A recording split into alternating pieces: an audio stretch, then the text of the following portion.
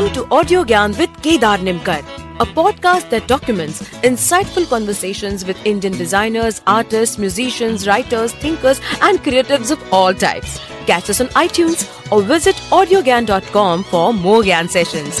Here's your host, Kedar Nimkar.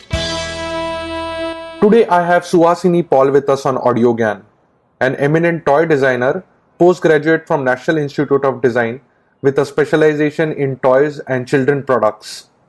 Suhasini is also an electrical engineer and has done management program for women entrepreneurship MPWE 2016 from IIM Bangalore. She designs the surprise toys found inside Kinder Joy for Indian and global markets, sports toys for Disney, India and break time playthings for ITC Foods. You can find her entire bio on paulstudio.in. And today we are here to discuss with her the nuances of toy design in India. So thank you, Suhasini, for giving us your time and welcome to Audio Gyan. It's a real pleasure to have you on the show. Hi Kedar, thank you so much for inviting me on Audio Again. I'm so happy to be a part of it. No, it's my pleasure altogether. So yeah, as I mentioned to you, we'll be speaking about nuances of toy design. So to begin with, if you can set some context by telling what are the various aspects of toy design. I mean, what are the steps while designing a toy? You can go like as much technical as you want, no problem. Yeah.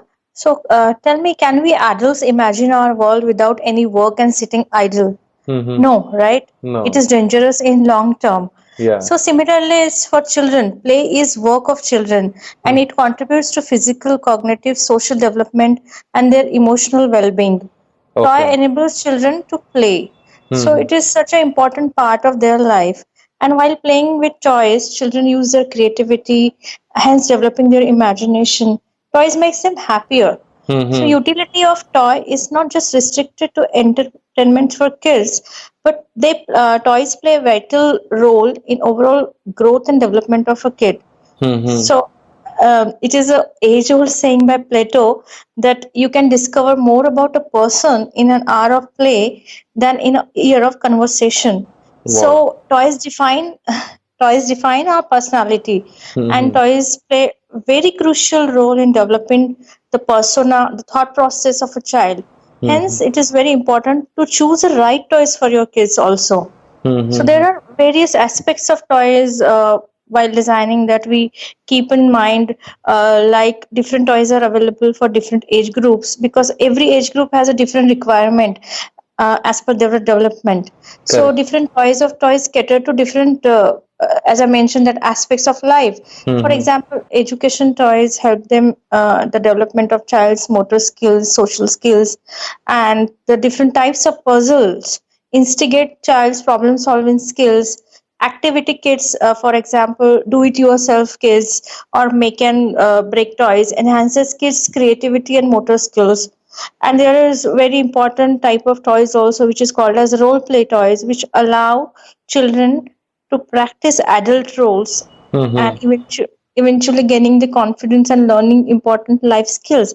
For example, children have this doctor says, or they become engineer, they become teacher, they imitate adults. Yeah, real world adult professions. Real world. Yeah, exactly. And then they set their goals in life that I want to be a doctor, I want to be an architect. So toys here play a very important role in choosing their career path as well. So in all ways, toys make children more self-reliant and resilient, and these qualities can be cultivated by giving them variety of toys, games, and play activities. Correct. So yeah, I mean, and then what are the steps while, because all these considerations are quite interesting to know, but in terms of you as a toy designer, how do you take this forward? I mean, these are great observations, but yeah. So my design process begins with observation and need identification through we do a lot of research, which leads to analysis and conclusion as what has to be done. And like the end product can be board game, puzzle, toy, anything, wooden toys, or anything which should be informative, educative, and of course fun filled. So I am mostly inspired by the behavior and experiences of children. Okay. The behavior could be cognitive, physical, social, emotional, and cultural. So, for example, I have designed a board game on water cycle. Water cycle is a interesting phenomena in nature, and it is depicted through an illustration in our textbooks. Okay. Right. So why not to convert into a game, because it has 4 stages and it is very difficult for children to remember. So how I have designed a water cycle game, I will give you a small example. Sure. In this, while designing this water cycle game in like way back in 2005, I have interacted with teachers, parents, and children. All of them went to schools, did my research. I used to actually sit in the classroom at how teachers are teaching and how children are grasping it. So while observing children, I was amazed by how they perceive things and depict them through their drawings. So children drawings is the tool I used for my user survey technique. So I asked like about 25 to 30 children of different age groups to draw a rainy season or a rainy day. So just wanted to understand how they conceive about rains and what are their visuals Imagination. and Yeah. imagination, etc. So I have found very interesting imagination, that how they imagine a droplet also. So so that is the process where I found my key elements in their drawings for my board game design, which I have further taken as inspiration in my board game. So the water cycle board game consists of different cycles altogether. You have to pass through those stages like condensation, precipitation, evaporation, and then collection of water. So child is actually going through as a child becomes a drop, a raindrop, and the entire life cycle of a raindrop, how it gets evaporated and then gathers in the cloud, and then precipitates when the cloud gets darker and heavier, and then collected in terms of rains through water, rivers, wells and sea. So it's the entire process is very visual and very playful manner. So children immediately connected to this process, while it was quite a visual treat for them and fun also in terms of a game. Correct. So yeah, and there's a second example also which fits into this category of observing children. This I was amazed by how they perceive things and depict through their drawings. I just mentioned it. So another instance during the another game which I have designed, which was based on space. So it's called as a space travel game. So I have extensively studied their textbooks at that particular range of age group, which were my target audiences. Correct. So interestingly, I found that children are studying planet symbols, and they were very like that time Pluto was also a planet, so there were 9 symbols, and they were difficult to remember and not very easy. So thus I've taken inspiration from the symbols and incorporate those in my board game in the form of tokens. So they could easily relate to those symbols. And eventually during the course of the play, they remembered those symbols. That's in a Interesting. fun way. Yeah, So, yeah. Very interesting there. Yeah, it seems like a quite exciting process to understand the children and then also draw inspiration from real world things and then Yeah. it Yeah. So, while concluding to your question, I would like to mention here that I work closely with customers, like clients at both the ends. My clients actually are 3 people. It's a manufacturer because they are consuming my design, and a user who is ultimately using my design, their children, and in between there is a buyer who is a parent. So I have to focus all the 3 users while designing the toys. So what I do is I do in-depth research using observation as my tool and keeping my target users in mind. So ultimately they all have to like it, right? Correct. Interesting. Suhasini, I would like to ask you like slightly a more what you say technical question, but because since you mentioned that you observe children very closely, so Yeah, are there any psychological considerations while designing a toy? I mean, like from a, absolutely. yeah, yeah. So can you Yeah. just explain more about it? Yeah, absolutely. There are psychological consideration while designing a toy. Mm-hmm. Genuine needs are seldom spoken. So Mm-hmm. I believe in finding out the latent needs and desires first, as I mentioned earlier as well. Mm-hmm. And children are very impulsive, Mm-hmm. and they have shorter concentration span. Hmm. So while designing toys, I keep in mind these aspects and try to make toys as simple as possible, Okay. because simple toys with multiple uses Hmm. allow children to be in charge of the resulting play. So Hmm. when and children can create the purpose of the toy and use it as they wish, hence Hmm. grab their attention and increase their concentration span. So I would give you a few examples here how I have incorporated this simple toys with multiple uses. Hmm. For Disney, I have designed sports toys, and my brief was to design any sports toy. So Hmm. what I thought, I went back a step back, and I have thought of why not to incorporate different play values and different play possibilities in one toy. Hmm. And second factor which I kept in mind, again I have to cater to three users like manufacturer, parent, and kid. So Correct. for manufacturer per se, I've kept in mind the cost optimization of the product. Hmm. In less cost, how can I give more to my consumers? Second, for parent, I have considered that value for money aspect, in which parent is paying for one toy and getting multiple toy options. Hmm. And for kids, it's endless fun that he is playing with a open-ended toy, which can be anything, which can have three multiple uses. Correct. So for kids, it's a jackpot. Hmm. So these how I have actually incorporated this factor. Hmm. So give you example, I have designed a series of let's say badminton racket, Hmm. tennis racket, and for example, badminton racket is like you have a bat and then you have a handle, Correct. right? And tennis racket also you have a bat and you have a handle. So Hmm. what I did is keeping the bat same and changing the length of the handle. You can play badminton As and well as as tennis. well Yeah. as tennis. Hmm. And if you remove the bat, that handle can be used as a gullet, that is Correct. called as catapult. Hmm. So you can have multiple play in one set of toy. Hmm. Very So nice. there are Very.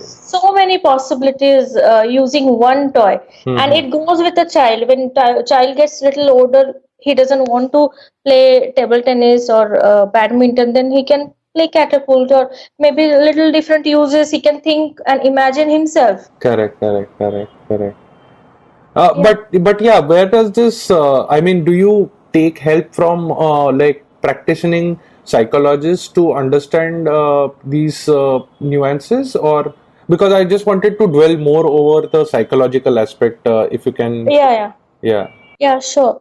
When I was a student at NID, I worked with a BM Institute of Mental Health in Ahmedabad. Mm-hmm. So there I have worked with psychiatrists, children psychologists, and I got to know various aspects of this children psychology. Mm-hmm. Uh, See, once you understand this aspect of children's psychology, every time you don't have to go back to a psychiatrist or a psychologist to understand them. So Okay. it is now in my subconscious mind while designing toys. I use that learning Mm-hmm. every time. Correct. So Correct. it was for few months that I worked with closely with them, Mm-hmm. and with speech therapists also, how children learn to speak. So Mm-hmm. these all learnings come very handy to me while designing toys.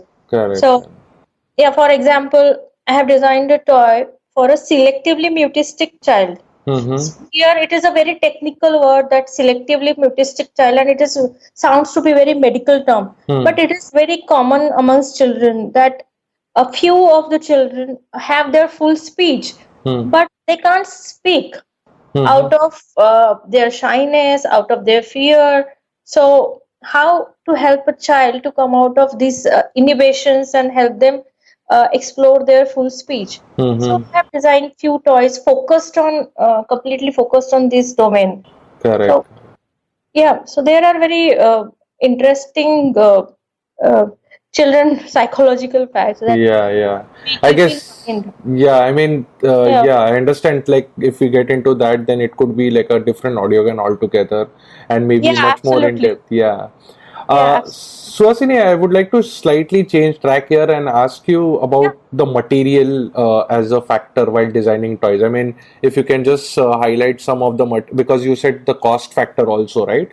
So, if you can just yes. talk about what kind of materials is used in Indian toys, especially why is it used, and some context around it. Yeah, yeah, sure. So there are two aspects to this question. One is a manufacturing aspect, and the most important aspect is safety for children. Hmm. Correct. So Yeah. I would start with safety for children, Hmm. and material is plays a very important role in designing toys Hmm. because a toy industry is very material specific. Hmm. You Hmm. would find wooden toys as one company, then plastic toys, then baby toys, then cardboard toys, that is games and puzzles. Hmm. So it is a very material dominant industry. Hmm. And in terms of safety, the materials should be safe in terms of touch, feel, texture, in fact, weight of the toy, and it should be anti-allergic, and Hmm. it should have edible colors and safe to chew. So Hmm. we are just talking about safety for children. Hmm. Hmm. Um, so all these aspects we have to consider while designing toys. Hmm. For example, if I talk about weight of the toy, Hmm. if I'm designing a wooden toy, so I would choose a wood which is lighter in Hmm. terms of weight, Hmm. and in terms of texture and touch, it should not have rough grains, Hmm. and I cannot treat wood in bleach or maybe in too much of lacquer, too much of chemical, because children has that propensity to chew or leak anything they play with. Hmm. So it should be safe also. Correct. So that's what while designing toys in wood. So weight is a factor, the grains is a factor, texture is a factor, and it should be appealing also the color of the wood that we are choosing. There are wood which is very good, but that's used in furniture like teak wood and other woods and Hmm. rosewood. But Hmm. that cannot be used in toy design, right? Because Hmm. while toy designing, we tend to make a corner safe, corner soft, and little roundish shape. Correct. So the wood should be softer to turn also Hmm. Hmm.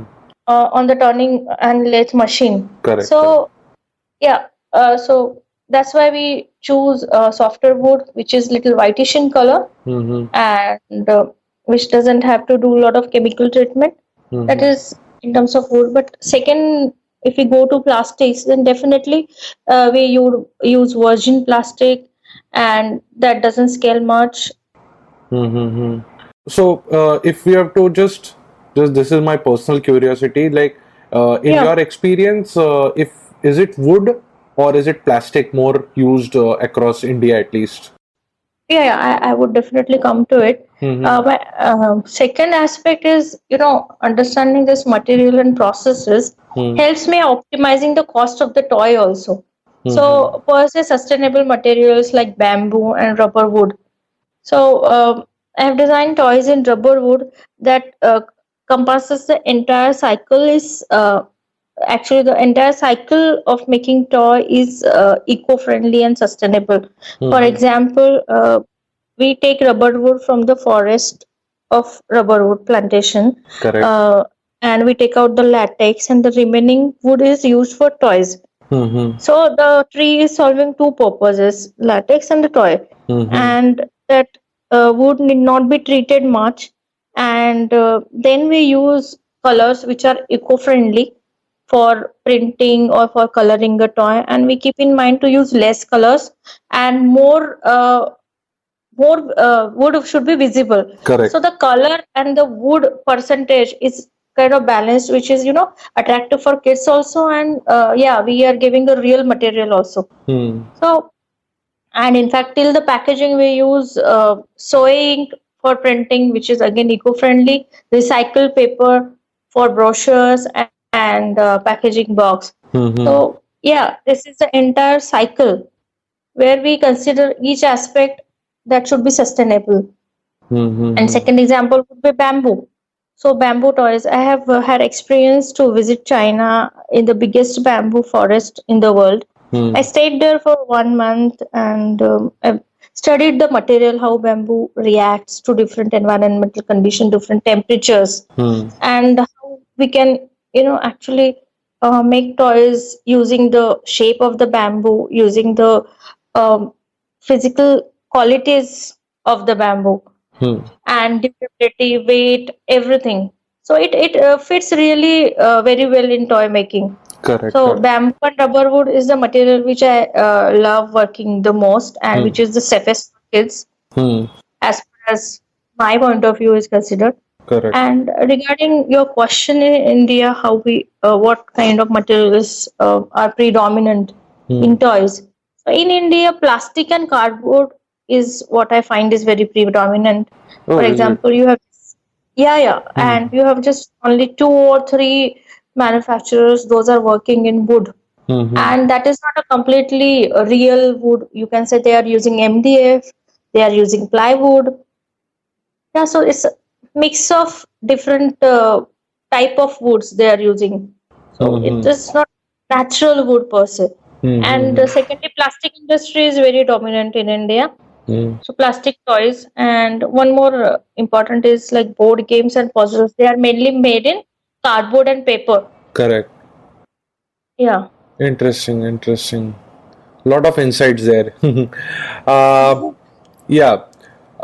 So yeah, there's one more question which I had is, uh, Mhm. can you tell us your like experience while designing the surprise toys for Kinder Joy? Yeah, sure. I mean, this is the project which is very close to my heart Uh-huh. because I had opportunity to design with the Italian design team, Mm-hmm. and I learned a lot in this different because this category is very different from a regular toy. Hmm. This is a surprise toy Mm-hmm. which comes along with a candy Hmm. or maybe a chocolate. We call it as a sweet, and Hmm. the toy is not which is selling. They are Correct. not selling the toy, they are selling a candy. Mm-hmm. But ultimately kids are getting attracted towards the candy, sorry, attracted towards the toy, and then they are buying a candy for a toy. Hmm. So this entire business is different, and process of designing toy is also very different. Hmm.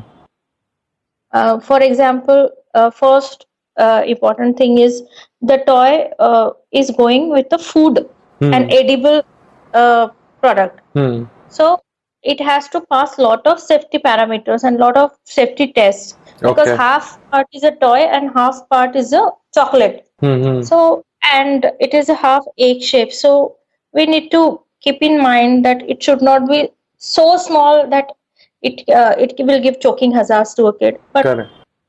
but it should not be that big that it should not it can't fit in the half shell of the toy. Hmm. So it is a very challenging and very interesting task to do. So first thing we keep in mind that designing a smaller toy once open can be little bigger, can turn into a bigger toy and have a lot of play value. Mm-hmm. So these are very smaller things which we keep in mind while designing surprise toys. So Mm-hmm. it was very interesting how to design smaller toys and still pass the test of European standard, that is EN 70. In Correct. fact, I had a small training in Thailand in the baby product industry, that is Mm-hmm. how to design infant products and how to pass all the tests, so safety parameters. So that actually training came handy while designing these smaller surprise toys. Mm-hmm. Wow, that must be quite interesting as a project because, Yeah. yeah, a Yes. smaller, yeah, smaller. I mean, you have to also preserve the nuances of the toy which are Yes. there. So it's, Correct. so I think like from a aesthetic point also, it's quite challenging.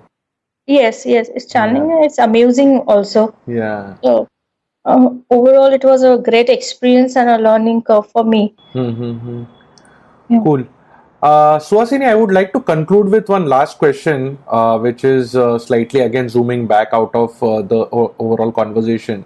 Like, how do you see the future of physical toys? Because the world is now going like digital, and there's iPad, iPhone, and everyone is using the smartphone. Yeah, correct. So what like how do you see the future, or what are the conversations which happen in the design community among the toy designers, or some glimpses of that if you can share some insights?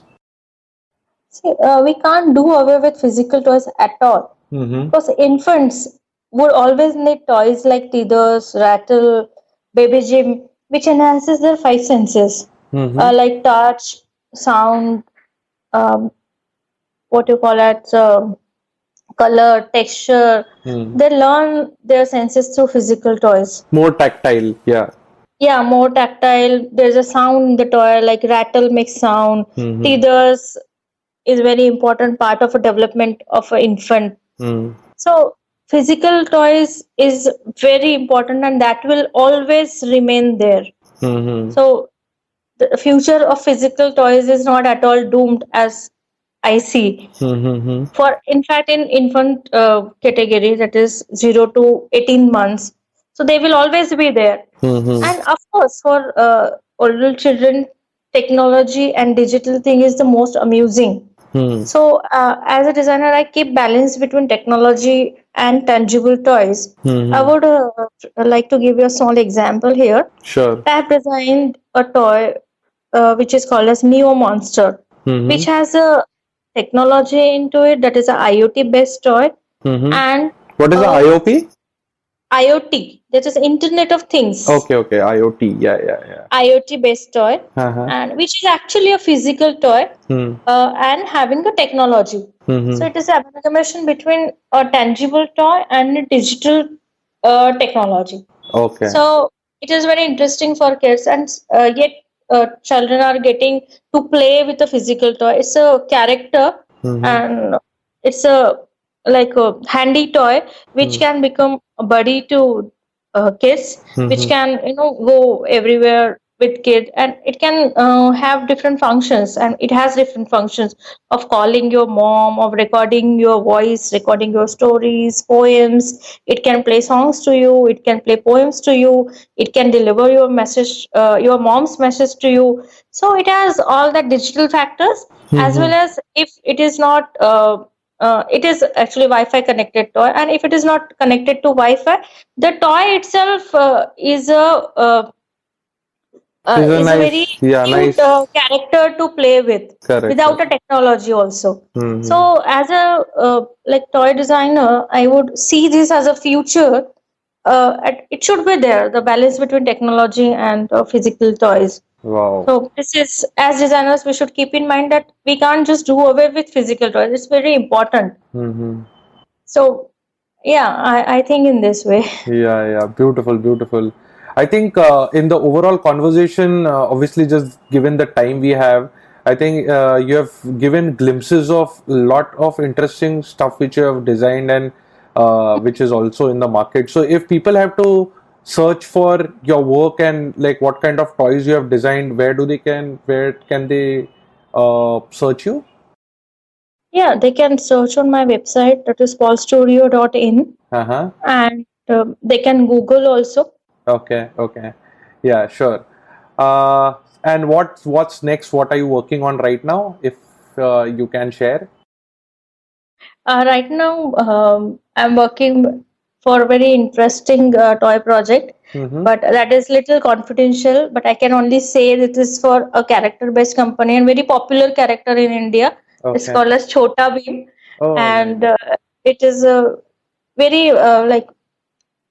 sorry, I can't share that with you No, right now. no But problem, you no will, problem. in very next few months, you're going to see a big impact in India that toy would make. Sure, So, sure. Yeah, we are uh, looking forward for it, definitely. yeah, So thank you. yeah, I think yeah, this is a good note to end this. Obviously, there are much more things to be documented and spoken about in the world of toy design, but Yeah, yeah, I think it was like fun talking to you. I really enjoyed it and obviously got to learn few things as well. So thank you, Same. Suhasini, for Thank you giving so it. much. Thank you so much. It was wonderful speaking to you, and the way you asked me questions, like it was like a memory lane for me as well. Oh, nice. So I got to remind so many things when I started as a toy designer, and till what I'm doing in future also, what I should be doing. Sure, So sure. thank you so much. Thanks a lot. Okay, thank you. Yeah. Thanks, Thank thanks. you. That's it. Bye. And that's it from today's Gyan session. Catch us on iTunes, Savan, Stitcher, or any podcasting app you use. Do rate us on iTunes and follow us on Twitter, Facebook, and Instagram. Stay tuned for more Gyan on audiogyan.com. Till then, bye.